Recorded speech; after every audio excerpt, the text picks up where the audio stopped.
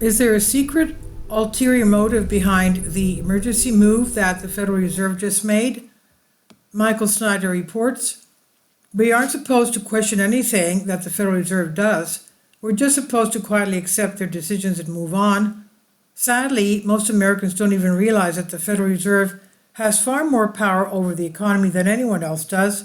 We often talk about the Biden economy or the Trump economy, but the truth is that the Fed is much more responsible for our economic performance than the White House is. So the fact that the Fed just made an emergency move that is normally only reserved for times of crisis should alarm all of us. Has the Fed made this move for a secret reason that they are not telling us? On Wednesday, the Federal Reserve reduced interest rates for the very first time in more than 4 years. The Federal Reserve on Wednesday cut interest rates for the first time since March 2020, as the central bank lowered the benchmark federal funds rate by 50 base points amid progress in the fight against inflation. The cut was larger than the 25 base points cut forecast by LSEG economists. That's why, of course, I guess the stock exchanges are going up as well, though a little bit. Though interest rate traders saw a 64% probability of a 50 base point cut as of Tuesday, according to the CME FedWatch tool. With a 50-point cut, the Fed lowered the target range for the federal funds rate at 4.75% to 5%, down from 5.25% to 5.5%. It was expected that the Fed would cut rates, but it was the size of the rate cut that stunned a lot of the experts. Previously, the only times that the Fed has cut rates by more than 25 base points has been during moments of crisis. The last time this occurred was during the early days of the COVID pandemic, and prior to that, we had not seen it happen since the financial crisis of 2008. Outside of the emergency rate reductions during COVID, the last time the FOMC cut by half a point was in 2008 during the global financial crisis. So why did the Fed pull the trigger on such a dramatic move on Wednesday? According to Fed Chair Jerome Powell, the U.S. economy is doing just fine. I don't see anything in the economy right now that suggests the likelihood of a downturn is elevated. You see growth at a solid rate, you see inflation coming down, and a labor market that is still at very solid levels. Fed Chair Jerome Powell said in a press conference on Wednesday to discuss the rate cut. Of course, the U.S. economy is not doing just fine. In fact, small businesses have been bleeding workers for quite a few months. ADP data shows small businesses with 1 to 49 workers have been reducing working hours for 4 months. Those with 20 to 49 workers have shed workers for 7 straight months. And more workers are getting the axe with each passing day. Here is just one recent example. Nearly 40% of Michelin's workforce reportedly took the company up on voluntary severance offers following news of impending layoffs.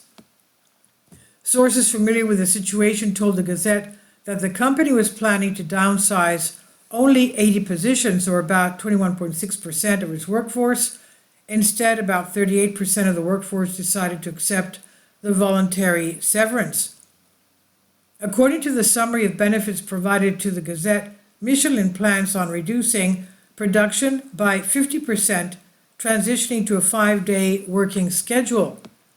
We also just got more bad news about the housing market. CNBC is reporting that existing home sales were down once again during the month of August.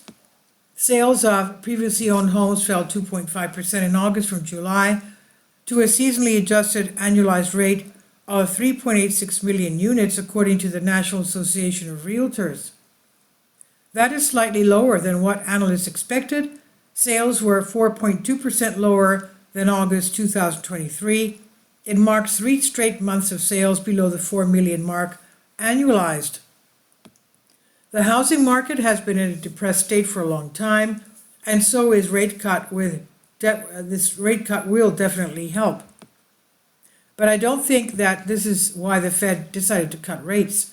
Right now, we're less than 50 days away from the election, and this was the last opportunity that the Fed Reserve had to influence the outcome. A 50 base point cut is inevitably going to provide a short-term economic boost, and the financial markets are thrilled when it was announced. In fact, it was being reported that stock prices were exploding higher on Thursday. Stocks are exploding higher as markets absorb the Fed's outsized rate cut. Adam Crisafulli of Vital Knowledge said in a note to investors, lower interest rates help financial markets in two big ways. They ease the brakes off the economy by making it cheaper for U.S. households and businesses to borrow money, which can accelerate spending and investment. They also boost prices for riskier assets such as equities, gold, and cryptocurrencies. When stock prices go up, it makes the party that is currently in the White House look better. By the end of the day on Thursday, the Dow and S&P 500 had both reached new all-time record high levels. Stocks jumped Thursday with the Dow Jones Industrial Average and S&P 500 rising to all new time highs as traders cheered the Federal Reserve's Wednesday decision to lower interest rates by 0.5 percentage point. The 30 stock index advanced 522.09 points, or 1.26%, ending at 42,025.19, marking its first close above 42,000 threshold. The S&P 500 rose 1.7% to close at 5,713.64, topping 5,700 for the first time. The Nasdaq Composite surged 2.51% to end at 18,013.98.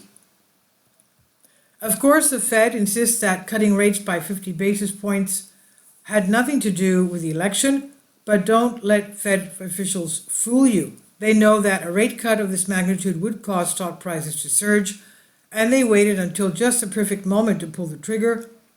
The sugar high, quote unquote, from this enormous rate cut should last for at least a month or two, and at this moment, we're less than 2 months away from November 5th, the election that is.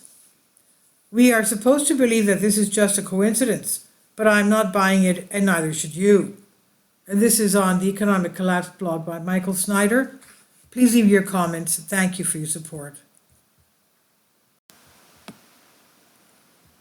About the author, Michael Snyder's new book entitled Why is available in paperback and for Kindle on Amazon. He's also written 8 other books available on Amazon, including Chaos, End Times, 7-Year Apocalypse, Lost Prophecies, Future America, The Beginning of the End, and Living a Life That Really Matters.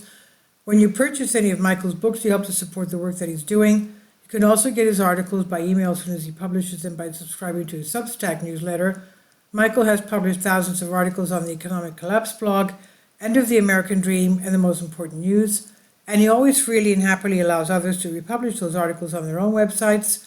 These are such troubled times and people need hope.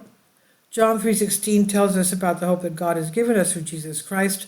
For God so loved the world that he gave his only begotten Son, that whosoever believeth in him should not perish but have everlasting life. If you have not already done so, we strongly urge you to invite Jesus Christ to be your Lord and Savior today. Support my Patreon account. The daily posts are 5 videos daily, and they are totally different from what I have on my YouTube channel. Thank you so much for your support and that you find all my content so interesting. You'll find the Patreon account details in the description box below.